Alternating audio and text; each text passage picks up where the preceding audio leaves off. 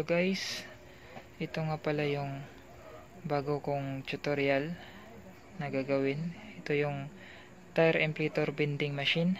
So kung meron tayong mga customer na gustong mag self-service, pwede nilang gamitin to. So ito, meron itong time na 1 minute and 30 seconds. So meron yang hangin nga pala.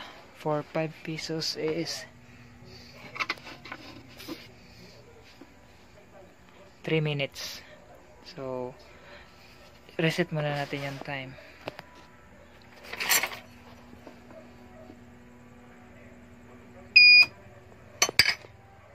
Yan, na-reset na yung time. Try natin, may hangin ba? Yan, ubos na yung hangin. So ito, 5 pesos.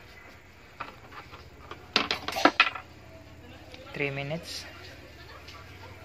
Yan, may hangin na.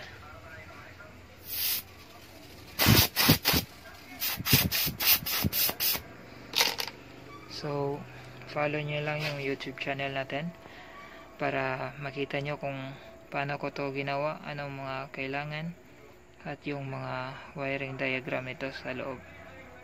Salamat. So ano nga ba yung nasa loob nito? Tignan natin. Ito, makikita natin dito yung timer board, yung power supply, tsaka yung coin slot, at itong solenoid switch natin para sa hangin natin. Yan, yung hose na yan papunta yan sa compressor, at yung hose na to is yung para sa customer, yung maghangin na sila. So ano nga ba yung mga materials na kailangan natin para mabuo natin tong tire inflator bending machine? So ilista nyo lang guys, sasabihin ko with picture. So ito yung mga kailangan natin guys: times 2 6 meter na air hose, yung air chuck, 12 volt solenoid switch, fittings, yung may male plug at female plug, Allen timer board with wire, 12 volts power supply, 5 peso coin slot, at male plug para sa ating AC outlet. So guys, ito yung wiring natin. Dito makikita natin ito. Ito yung power niya, power supply, positive, negative, basta 12 volts. Pwede din itong AC or DC. So yung ginagamit dito kasi yung solenoid natin is DC, kaya kinonvert ko yung AC na 12 volts to DC. Gumamit ako ng 4 na diode. So pagkatapos na to, ang connection nito is papunta ito sa supply niya ng ating timer board dito. Ito. So itong tatlo na to is yung relay na ito. So yung gitna is yung common, itong gitna, at tapos yung nasa right side na gilid is yung normally closed. So normally closed itong nasa gilid. So meaning nakakonect na tong dalawa, yung common at yung normally closed. Ito, nakakonect to. So wala tong connection. Pwedeng putulin o i-roll lang natin to. Basta hindi natin yan gagamitin. So itong dalawa lang gamitin natin to. Then next is ito is reset.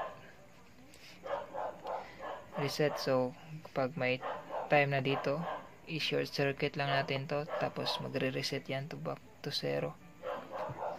Tapos tong dalawa is coin, para sa coin slot. So yung first is 5 pesos, then ito is for 1 pesos.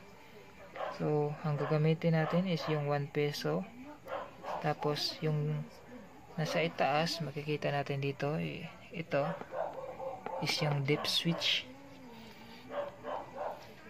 Set natin yung dip switch, itaas natin tong number 2. So yung makikita nyo may 1, 2, yung number 2. So yung number 2 is magsiset yan ng 3 minutes sa for 1 peso. Dahil yung coin slot natin is connected to 1 peso, so kahit 5 peso yung ihulog natin, yung time is magiging 3 minutes. So back tayo ulit dito sa wiring natin. Itong dalawa, connect natin yung isa sa positive natin. Yan, positive yan at negative. Tapos yung isa na common, i-connect natin sa negative. So itong dalawa na to, papunta na yan sa ating solenoid. Ito yung solenoid switch.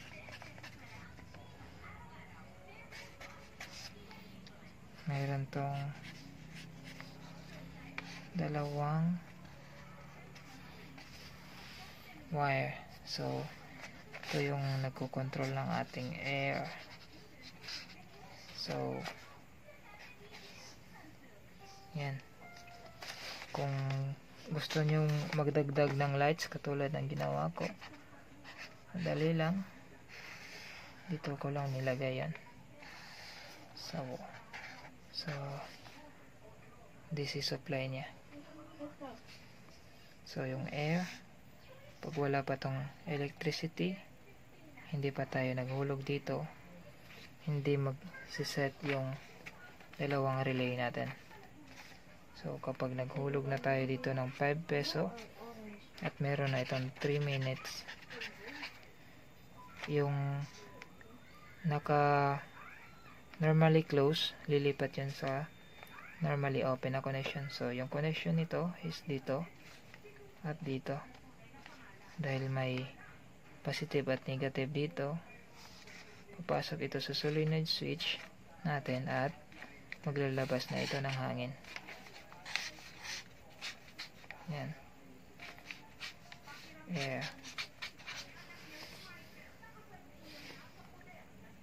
So kapag wala ng time, mapuputol na ito, babalik na ito sa normally close na connection. So kapag wala na electricity, black ulit yung hangin nya. So wala nang hangin na lalabas. So ganun lang kadali yung wiring natin, guys. Subscribe para sa ating next video kung mayroon tayong mga bagong tutorial.